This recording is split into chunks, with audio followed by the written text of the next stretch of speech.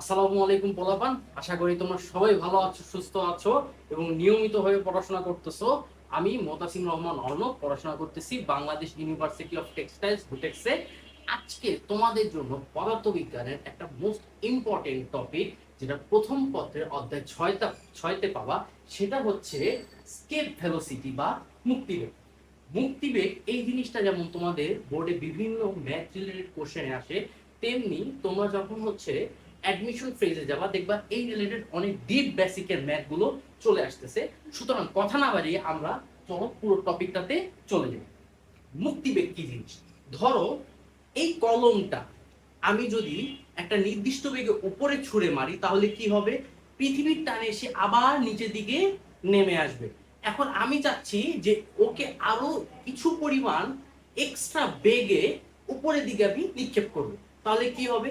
সে আগে যতটুকু উপরে উঠছিল তার থেকে একটুখানি বেশি পরিমাণে উপরে উঠবে, কিন্তু ফলাফল কি হবে ভাই? পৃথিবীর টানে আবার নিচে চলে আসবে।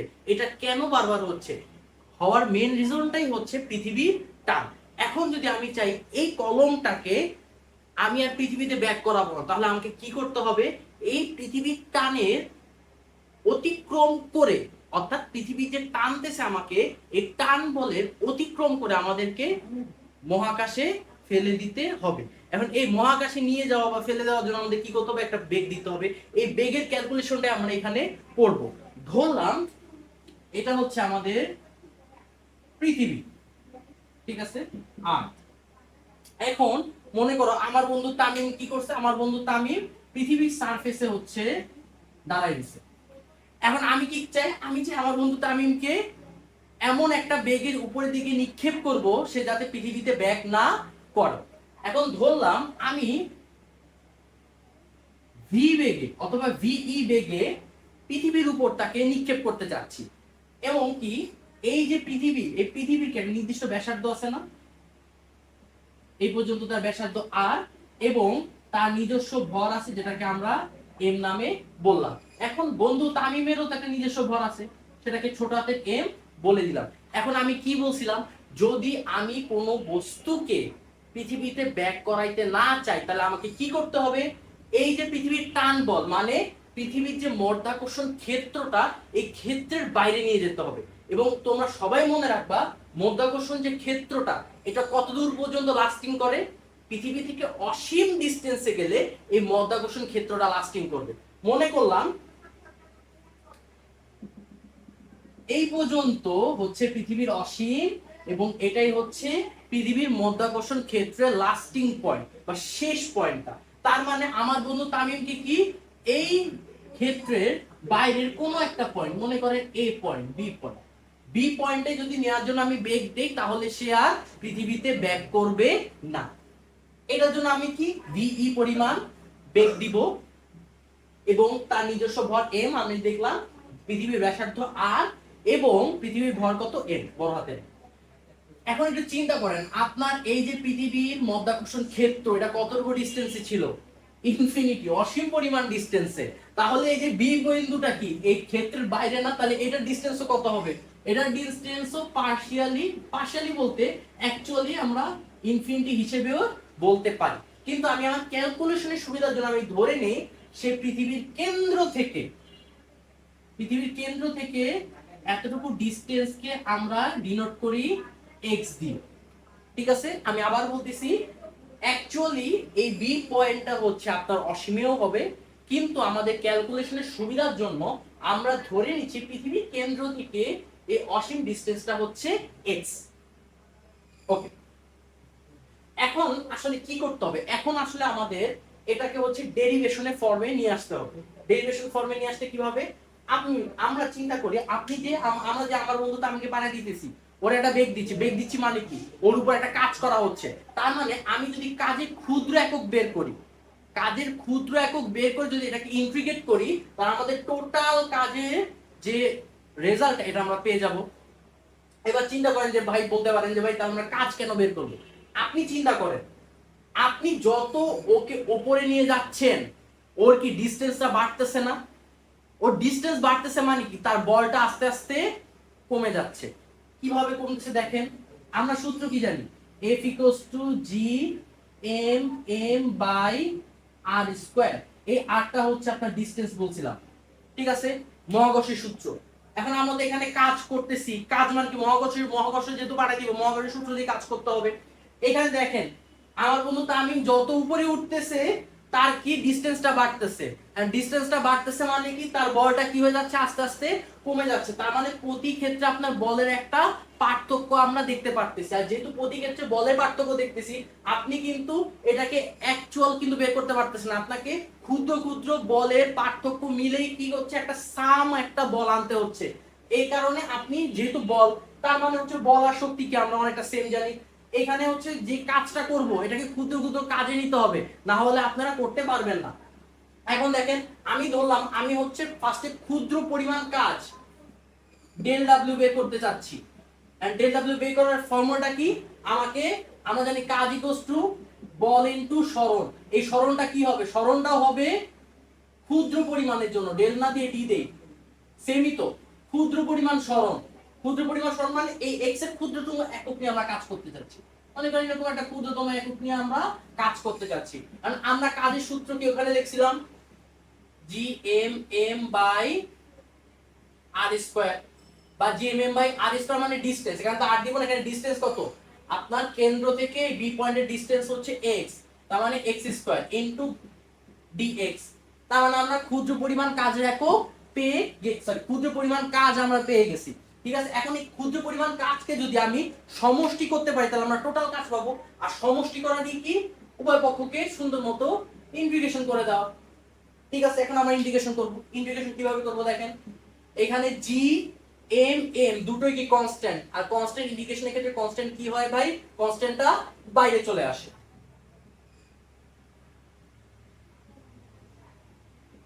ঠিক আছে।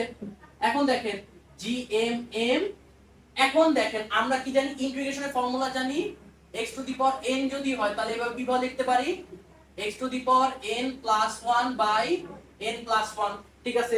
এখানে x টু দি পাওয়ার কত, 1 by x square, 1 by x square চাইলে আমরা কি ইনভার্স টু লিখতে পারি dx, ওকে। এখন দেখেন আমরা এই সূত্রটি ইমপ্লিমেন্ট করে দিচ্ছি, কি রকম, x x থাকতেছে পাওয়ার কত n, n এর মান হচ্ছে আপনার -2, তার মানে -2 প্লাস 1 বাই হচ্ছে -2 প্লাস 1, দেখেন, ঠিক আছে। এইবার দেখেন আপনি চিন্তা করেন এটাকে জাস্ট যদি ক্যালকুলেশন করি, জি এম এম এখানে কত হবে, x ইনভার্স 1 নিচে -1, এই মাইনাসটাকে সামনে নিয়ে আসি, মাইনাস জি এম এম, আচ্ছা মাইনাসটা সামনে না নিয়ে আসলেও এই মাইনাসটাকে আমরা উপরে রাখি -1, আর x টু দি পাওয়ার -1 মানে কি 1 বাই x, মাইনাসটা রাখলাম আর x ইনভার্স 1 কে 1 বাই x করে দিলাম। এবার চিন্তা করেন আমি এখানে কাজটা কি করছিলাম, আমরা কাজ করছিলাম পৃথিবীর সারফেস থেকে আমার বন্ধু তামিমরা আমি কি অসীমে নিয়ে গেছি। তার মানে কি এখানে হচ্ছে আপনার যে লিমিটটা দিছি, এখানে লিমিটটাকে আপনার ইনপুট করতে হবে না। লিমিটের ইনপুটটা কি ছিল, আমার বন্ধু তামিম সারফেস r থেকে কই গেছে ইনফিনিটি, r থেকে কই গেছে ইনফিনিটি, r থেকে কই গেছে ইনফিনিটি, r থেকে কই গেছে ইনফিনিটি, r থেকে কই গেছে ইনফিনিটি। এখন দেখেন আমরা কি এখানে ইনপুট করব না, মনে আছে কিভাবে ইনপুট করতে হয়, যারা আপনারা ইন্টিগ্রেশন করেন নাই তাদের জন্য হচ্ছে আমরা এই যখন ক্যালকুলেশনটা করলাম আমরা এটা হচ্ছে এই বেসিকের উপর ক্যালকুলেশন করছি। আর মনে রাখবেন যখন আমরা ক্যালকুলেশন শেষ করি দেন আমরা যে লিমিটটা দিছি লিমিটের ক্যালকুলেশন ফালাই, কি রকম ফালাই, লিমিটের ক্যালকুলেশনটা হচ্ছে এরকম, আপনি যখন লিমিটের ক্যালকুলেশন করবেন এই যে ভ্যারিয়েবল x আছে না ফার্স্টে, তার এই যে উপরে যে আছে ওকে বলা হয় আপার লিমিট, এই আপার লিমিটকে ওকে ইনপুট করতে হবে এই জায়গায়, G M m -1 by upper limit কত আল ইনফিনিটি, এই ইনফিনিটি x এর জায়গায় আমরা ডিনোট করে দিলাম। দেন আপনার সূত্র মোতাবেক একটা মাইনাস আনতে হবে, সূত্র মোতাবেক একটা মাইনাস আনতে হবে, মাইনাস আনার পরে কি করতে হবে, এই যে লোয়ার লিমিট এবার ভ্যারিয়েবলের মধ্যে বসাই দিতে হবে, -1 ইনটু r, দেখেন ক্যালকুলেশন হয়ে গেছে, জি এম এম, এখন এটার মান কত, এটার মান হবে 0, মাইনাস আর মাইনাসে প্লাস 1/r, তার মানে এটা অ্যাকচুয়াল সূত্র কি হবে gmm/r। তার মানে আপনি ক্ষুদ্র যে কাজের পরিমাণটা, এই পরিমাণটাকে যদি ইন্টিগ্রেট করলে টোটাল কাজে নিয়ে আসেন তাহলে আমরা পাচ্ছি gmm/r। ঠিক আছে, আচ্ছা এখন হচ্ছে আমরা কি করব ভাই, এখন হচ্ছে আমরা দেখব আমার দেখেন একটু, তামিম রে যখন আমি এখানে কাজে দিছি, এই পরিমাণ কাজে দিছি, তখন সে কিসে কনভার্ট হয়েছে, সে তখন একটা বেগে কনভার্ট হয়েছে না, মানে বেগ বরাবর সে উপরের দিকে চলে যাচ্ছে। আমি যখন কাজ করছি ও তখন একটা ভিই বেগে উপরের দিকে চলে যাচ্ছে। এখন ভিই বেগে উপরের দিকে যাওয়া মানে কি, তার এখানে হচ্ছে একটা গতি শক্তি কাজ করতেছে। তার মানে আমি কাজটা এখন আমাকে কিসে কনভার্ট করতে হবে, তামিমের জন্য আমাকে গতি শক্তিতে কনভার্ট করতে হবে। দেখেন এবার আমি আবার বলতেছি, তামিমকে আমাকে কি পরিমাণ কাজ করতে হবে, তামিমকে উপরে পাঠার জন্য আমাকে এতটুকু কাজ করতে হবে, এবং এই কাজটা তামিম যখন উপরে যাবে তখন সে কিসে কনভার্ট হবে, গতি শক্তিতে। তার মানে এখানে আমরা দেখি যে gmm/r ইকুয়ালস টু গতিশক্তি, গতিশক্তিতে কনভার্ট হচ্ছে gmm/r। এখানে গতিশক্তিকে আমরা জানি হাফ এম ভিই হোল স্কয়ার। আমি আগেই বলছিলাম আমরা ভিই বলতে এসকেপ, মুক্তি বেগ। আমি আগেই থেকে ভেবে নিচ্ছি আমি ওকে, আমার আমার বন্ধু আমি কি করব, মুক্তি বেগে ওকে এমন ভাবে এমন জায়গায় দিয়ে ছুঁড়ে মারবো যাতে সে পৃথিবীটা ব্যাক করতে না পারে। ঠিক আছে, এই এই ভিই। এবার চিন্তা করেন এই এম, এই উভয় থেকে কাটা, তাহলে কি থাকে gm/r equals to half ভিই whole square. এটা আপনি এখানে নিয়ে আসেন 2gm/r equals to v whole square. তার মানে ভিই হবে √2gm/r। একটা জিনিস লক্ষ্য করেন, আমরা যখন মুক্তিবেগের সূত্রটা লিখলাম, আমরা যখন ভাই মুক্তিবেগের সূত্রটা লিখলাম তখন এটার ক্যালকুলেশন কি বের হইছে, √2gm/r। এখানে g হচ্ছে কি একটা ধ্রুবক, এমটা হচ্ছে পৃথিবীর ভর, আরটা হচ্ছে তার ব্যাসার্ধ। মানে পৃথিবীর ব্যাসার্ধ যদি অন্য গ্রহ থাকে তাহলে অন্য গ্রহের ভর অন্য গ্রহের ব্যাসার্ধ। আমি যে তামিমরে ছুঁড়া মারছি, তামিমের যে ছোট হাতের ভর, এখানে কি ছোট হাতের ভর কাজ করতেছে, কাজ করতেছে না। তার মানে তামিমের ওজন 50 কেজি হোক, তামিমের ওজন 90 কেজি হোক, এটা কোনো ম্যাটারই করে না। ম্যাটার করতেছে তামিমরে কোন গ্রহ থেকে আমি উপরে ছুঁড়ে মারতেছি, কোন গ্রহ থেকে আমি উপরে ছুঁড়ে মারতেছি, এটাই ম্যাটার করতেছে। আর এটাই হচ্ছে মুক্তিবেগের সূত্র। ঠিক আছে, আমি আবার একটু রিভিউ করি। আমরা ফার্স্টে কি করছি, আমরা ফার্স্টে একটা পৃথিবীর সারফেস থেকে আমার বন্ধু তামিমরে, আশা করি তামিম মনে কষ্ট হবে না, ওরে পৃথিবী থেকে বাইরে নিক্ষেপ করছি। আমার বন্ধু তামিমরে আমি কি করছি, যার ভর ছিল m, ওকে ভিই মুক্তিবেগে আমি চাচ্ছিলাম যে পৃথিবী থেকে ওকে দূরে পাঠাই দিতে, এমন ভাবে পাঠাইতে সে যাতে পৃথিবীতে আর ব্যাক না করে। আর আমরা জানি পৃথিবী থেকে আমি যখন কোনো কিছু উপরে নিক্ষেপ করব, পৃথিবীর টান বলের কারণে সে নিচের দিকে নেমে আসবে।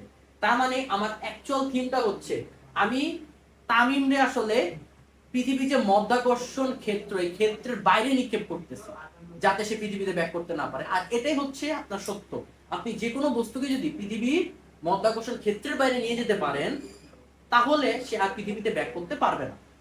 এটার জন্য আমরা কি করলাম, আমরা ধরে নিলাম কেন্দ্র থেকে ওই বি পয়েন্ট, যেটা হচ্ছে মধ্যাকর্ষণ ক্ষেত্রের বাইরের একটা পয়েন্ট, এই পয়েন্টের ডিসটেন্স হচ্ছে এক্স। এখন আমরা জানি যে প্রতি ক্ষেত্রে যেহেতু বলের মান পরিবর্তন হচ্ছে, তাহলে আমাকে এটা ক্যালকুলেশন করতে হলে আগে ক্ষুদ্র এককে কাজের পরিমাণ বের করতে হবে। তাহলে ক্ষুদ্র একে কাজের পরিমাণ এখানে বের করছি।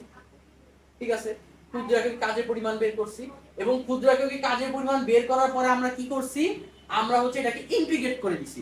এবং এখানে আপার লিমিট হচ্ছে আমি শেষ কোথায় করতে যাচ্ছি, শেষ করতে যাচ্ছি আমি ইনফিনিটি, অসীম পর্যন্ত।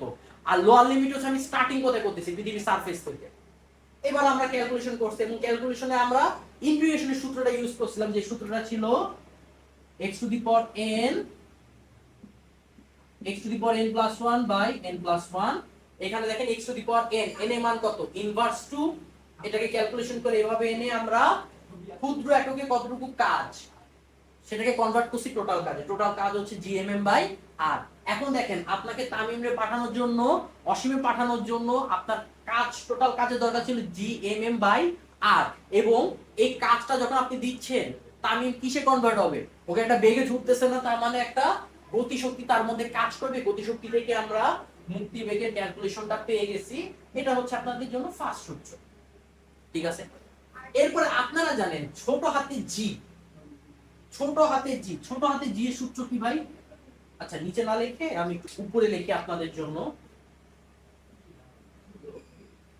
আচ্ছা ছোট হাতে জি এর সূত্র কি ভাই? ছোট হাতে জি এর সূত্র মানে অভিকর্ষ ত্বরণ, এটা হচ্ছে G M by r square, তাই না? G M by r square.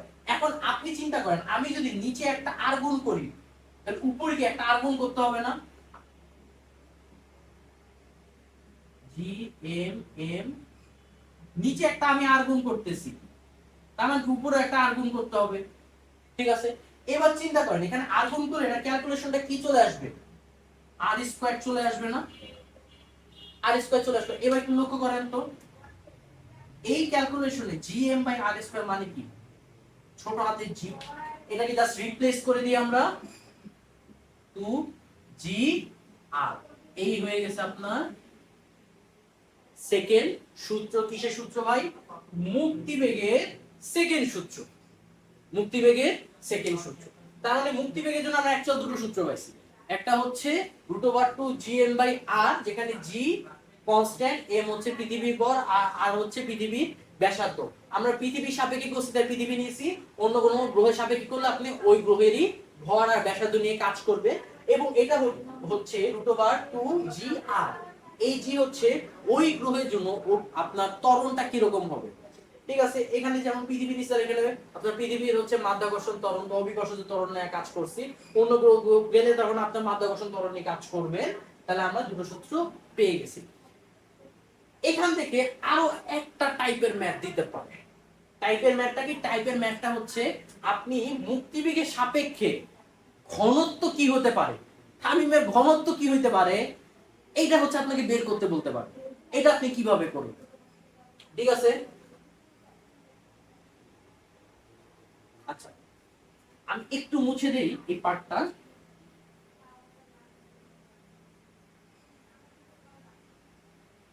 মনে করেন ঘনত্বের বেসিক সূত্র কি? ঘনত্বের বেসিক সূত্র হচ্ছে rho equals to m by v. ঠিক আছে, আচ্ছা মেইনলি আমি চাচ্ছি কি, আমি যে এখানে এই সূত্রে এমটা আছে না, এই এমটাকে রিপ্লেস করতে চাচ্ছি। এই রিপ্লেস করে আমি এটাকে হচ্ছে ঘনত্বের মাধ্যমে প্রকাশ করতে যাচ্ছি। আমি তাহলে এখানে কি করব? পৃথিবীর ভর এম রিপ্লেস করে দিলাম। এখন আমি এটা কি পৃথিবীর সাপেক্ষে করতে চাচ্ছি।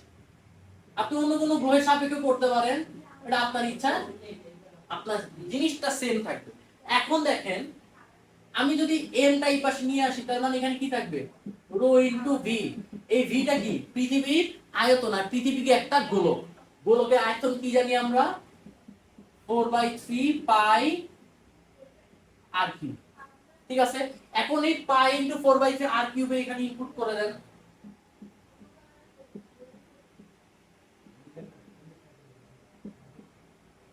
2 into G into rho into 4/3 pi r cube by r. ঠিক আছে, এখন দেখেন উপরে যা কিছু আছে সবকিছু সেম থাকবে, জাস্ট এই আর কাটাকাটি চলে যাবে। তাহলে কি থাকে? 2 জি রো 4/3 পাই আর স্কয়ার। এই হয়ে গেছে আপনার। যদি ঘনত্ব দেওয়া থাকে, পৃথিবীর ঘনত্ব বা যে গ্রহের সাপেক্ষে আপনি উপরে ছুড়ে মারতেছেন, ওর যদি ঘনত্ব দেওয়া থাকে, তাহলে আপনি এইভাবে হচ্ছে ক্যালকুলেশনটা করতে পারবেন। তার মানে আমরা এবার কি দেখলাম? আমরা আজকে মুক্তিবেগ দেখলাম। মুক্তিবেগের ফার্স্টে বেসিক ক্যালকুলেশন দেখলাম, তারপর এখান থেকে আরো স্বতঃসিদ্ধ কত দুটো প্রসেসটা আমরা দেখে ফেললাম। এখন এখান থেকে হচ্ছে আপনার আসলে এমন কোন ভ্যারিয়েশন টাইপ, খুব কম ভ্যারিয়েশন টাইপই ম্যাথ দেয় বা ম্যাথ পাবেন আপনি। এবং কিছু কিছু ক্ষেত্রে ম্যাথ করতে গেলে, আপনাকে এই কাজগুলো করে তারপরে আপনাকে সামনে আগাইতে হবে।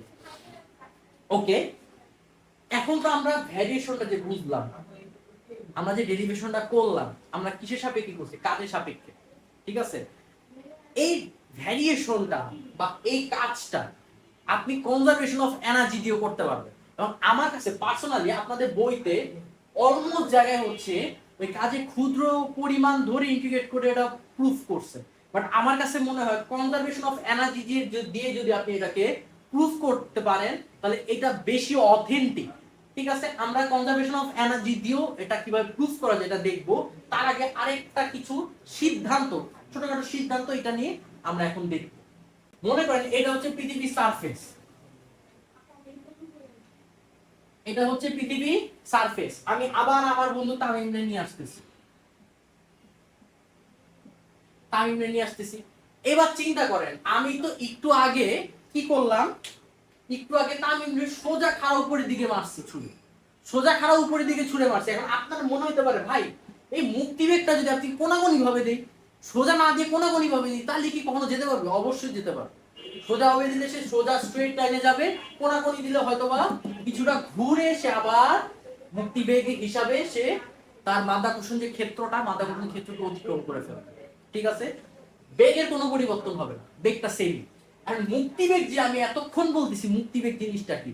মুক্তিবেগ আসলে এখন যদি আমি ভালো মতো বলি, মুক্তিবেগ হচ্ছে সর্বোচ্চ মানে সর্বাপেক্ষা কতটুকু বেগ দিলে, সর্বাপেক্ষা কতটুকু বেগ দিলে তামিমরে আমি পৃথিবী থেকে ছাড়া করে দিতে পারবো। মানে এরকম দেখেন আপনার সূত্রটা কি ছিল, v equals to 2gr। এখানে যদি পৃথিবীর ব্যাসার্ধ বসান, অভিকর্ষ ত্বরণ বসান, এটা আসবে 11.2 কিলোমিটার পার সেকেন্ড। মানে আপনি যদি প্রতি সেকেন্ডে 11.2 কিলোমিটার দিয়ে ওরে ছুড়ে দিতে পারেন, তামিমরে যদি ছুড়ে দিতে পারি, ও পৃথিবীর বাইরে চলে যাবে এবং পৃথিবীতে জীবনে ব্যাক করবে না। আর এটা হচ্ছে সবচেয়ে ন্যূনতম বেগ, সবচেয়ে ন্যূনতম বেগ। মুক্তিবেগটা সবচেয়ে ন্যূনতম কতটুকু বেগে দিলে সে আর পৃথিবীতে ব্যাক করবে না, এটাকেই ডিনোট করে। এবার আপনি চিন্তা করেন আপনি এই বেগে দিলেন না, আপনি এই বেগে দিলেন না। এখন মনে করেন আপনি হচ্ছে তামিমরে ছুঁড়া মারলেন, মনে করেন 7.88 কিলোমিটার পার সেকেন্ডের কম বেগে। ঠিক আছে, এইবার কাহিনী হচ্ছে ভাই 7.88 কোথা থেকে নিয়ে আসলেন? বলতেছি, সবই বলতেছি, আস্তে আস্তে বলতেছি, একটু ধৈর্য ধরেন।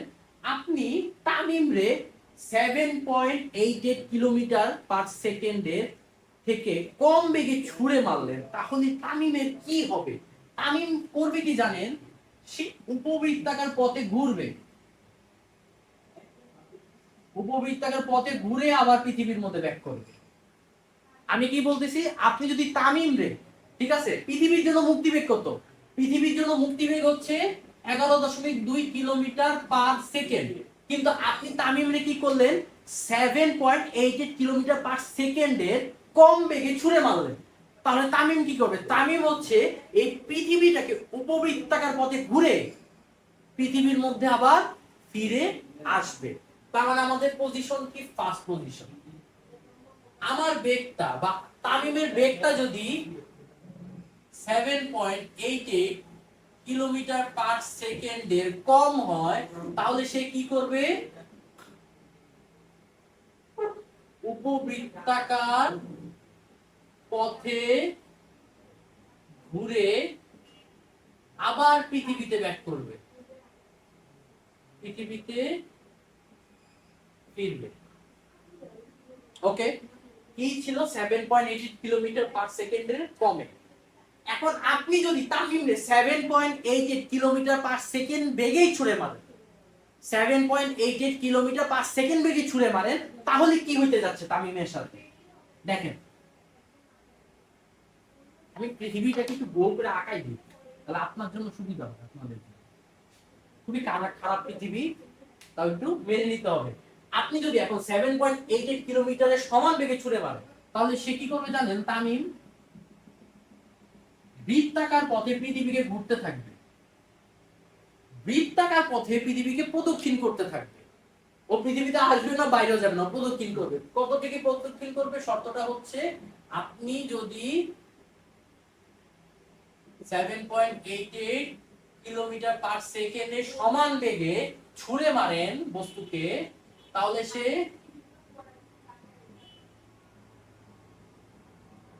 বৃত্তাকার পথে কি করবে? পৃথিবীকে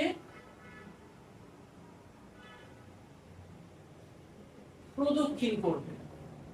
বৃত্তাকার পথে সে পৃথিবীকে প্রদক্ষিণ করবে। এখন আপনি যদি বন্ধু তামিম রে 7.88 কিলোমিটারের থেকে বেশি বেগে ছুঁড়ে মারেন, কিন্তু বেগটা অবশ্যই 11.2 কিলোমিটারে কম হবে। 7.88 এর থেকে বেশি হবে, 11.2 এর কম হবে, তাহলে কি হবে? তাহলে বন্ধু তামিম আমার উপবৃত্তাকার পথে প্রদক্ষিণ করবে। বন্ধু তামিম আমার কি করবে? উপবৃত্তাকার পথে প্রদক্ষিণ করবে। উপরে ছিল যদি এত বেগে কমে মারেন ছুঁড়ে, তাহলে উপবৃত্তাকার পথে ঘুরে আবার পৃথিবীতে ব্যাক করবে। আর এখন 3 নম্বর শর্ত হচ্ছে যদি এই বেগের থেকে বেশি বেগে ছুঁড়ে মারেন, কিন্তু 11.2 থেকে অবশ্যই কম হতে হবে, তাহলে উপবৃত্তাকার পথে প্রদক্ষিণ করবে। কি করবে ভাই? উপবৃত্তাকার পথে প্রদক্ষিণ করবে। দেখেন, তার মানে এখানে শর্তটা কি ছিল? যদি ভি এর মান 7.88 কিলোমিটার পার সেকেন্ড থেকে বেশি হয় ও ভি এর মান 11.2 কিলোমিটার পার সেকেন্ড থেকে কম হয়, তাহলে কি হবে? উপবৃত্তাকার পথে প্রদক্ষিণ করবে। ঠিক আছে? এইবার যদি বন্ধু তামিম রে 11.2 কিলোমিটারে ছুঁড়ে মারেন, তাহলে কি হবে? এবার 7.88 হাওয়া হয়ে গেছে। এখন বন্ধু তামিম রে 11.2 কিলোমিটারে যদি ছুঁড়ে মারেন, তাহলে কি হবে? চিন্তা করেন। তার মানে আপনি 11.2 কিলোমিটার কি ছিল? 11.2 কিলোমিটার ছিল হচ্ছে মুক্তিবেগ। মানে সে পৃথিবীর ক্ষেত্র যেটা ছিল মাধ্যাকর্ষণ ক্ষেত্র, সেটাকে ভেদ করে সে চলে যাবে দূরে, আর ব্যাক করবে না। এখন আপনি তো সোজাসুজি মারতেছেন, আপনি তো ঘুরায় মারতেছেন, তাহলে আপনি কিভাবে এখন পাবেন? এখন পাবেন সে পরাবৃত্তাকার পথে প্রদক্ষিণ করতে করতে করতে করতে করতে করতে বাইরে চলে যাবে।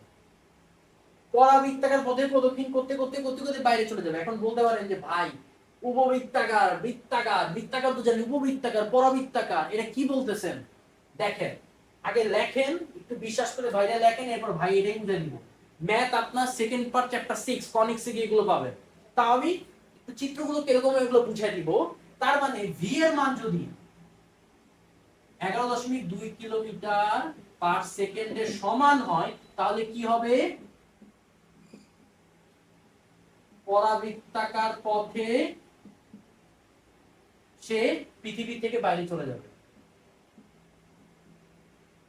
বাইরে চলে যাবে। এখন যদি এই 11.2 কিলোমিটার পার সেকেন্ডের বেশি বেগে মারে, তাহলে কি হবে? তাহলে কি হবে? তাহলে সে অধিবৃত্ত পথে সে পৃথিবী থেকে দূরে সরে যাবে। এমনিতে তো সরবে। 11.2 এর বেশি, যত বেশি যাবেন, 11.2 এর বেশি গেলে কিন্তু সেটা মুক্তিবেগ থাকবে না। মুক্তিবেগ হচ্ছে সর্বনিম্ন কত বেগে দিলে সে পৃথিবীতে আর ব্যাক করবে না। সর্বনিম্ন হচ্ছে 11.2 কিলোমিটার পার সেকেন্ড দিলে সে পৃথিবীতে ব্যাক করতেছে না। এখন এর বেশি দিলে তো অবশ্যই মুক্তিবেগ থাকবে না, কিন্তু সে আর পৃথিবীতে ব্যাক করতেছে না। তার মানে 11.2 কিলোমিটার পার সেকেন্ডের বেশি দিলে সে অধিবৃত্ত পথে বাইরে চলে যাবে।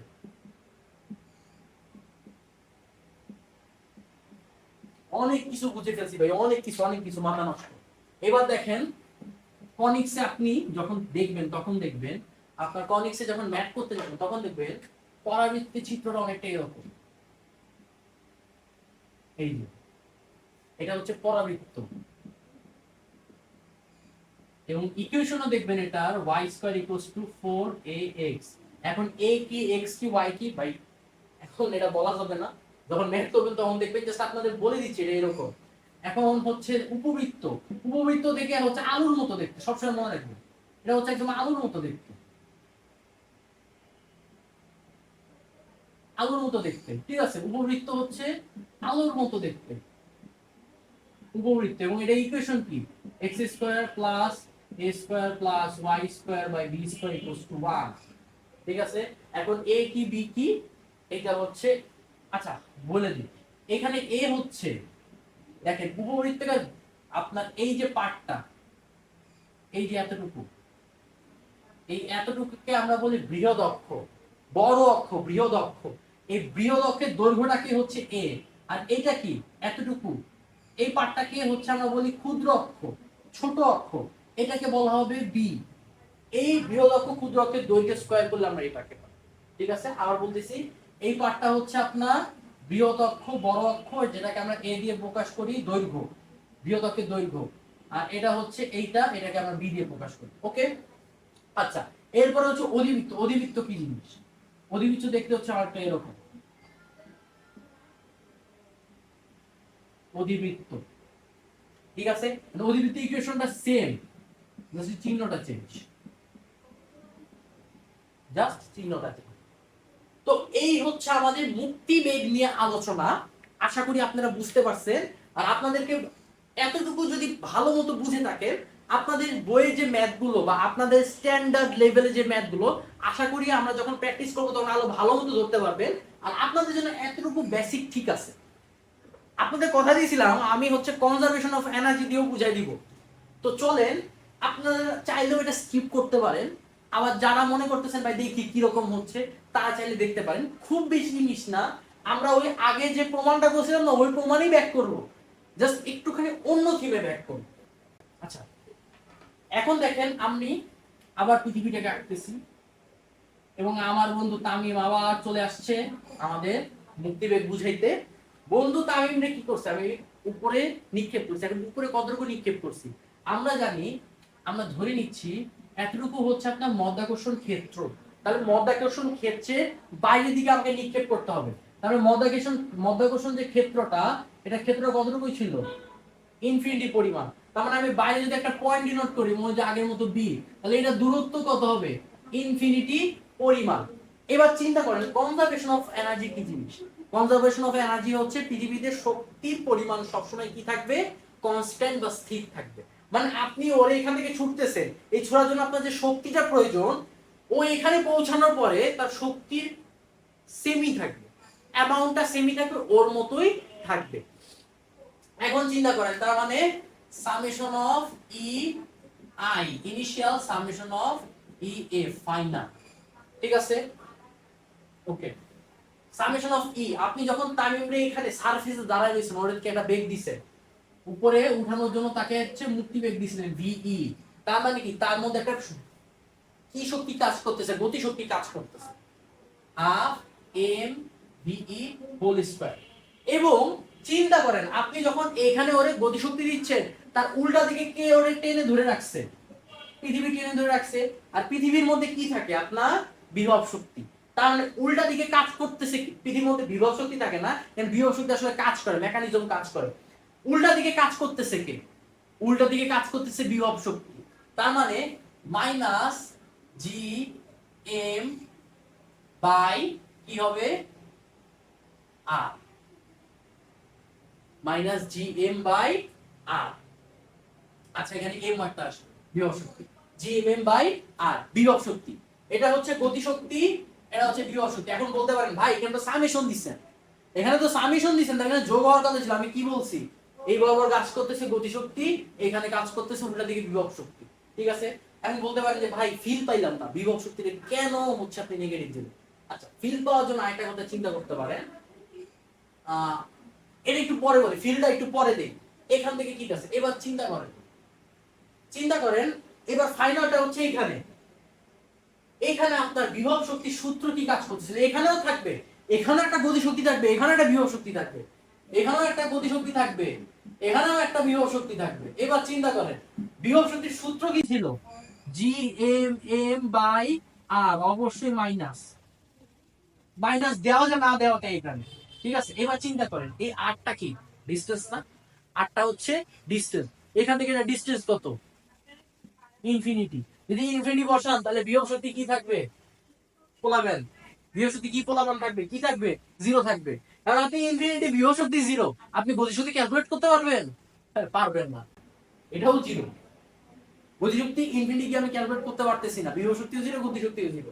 তাহলে এখানে থাকতেছে কি, half M ভিই whole square minus G M M by R. এখন ওটাকে ওই পাশে নিয়ে যান, half M ভিই whole square G M M by R, উভয় পক্ষ থেকে এম এম কাটা, তাহলে কি থাকে, half ভিই whole square G M by R, V root over 2 G M by আর।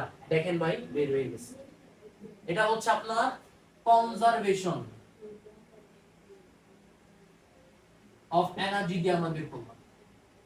এবং সব জায়গায় দেখবেন আপনাদের বই তো ইভেন আপনার কাজ দিয়ে এটাকে প্রুফ করছে, বাট আমি আগে বলছি আমার কনজারভেশন অফ এনার্জিটা একটু বেশি অথেন্টিক লাগছে, এই কারণে আপনাদের সাথে এটা শেয়ার করলাম যে এইভাবেও আপনার মুক্তিবেগ কাজ করতে পারে।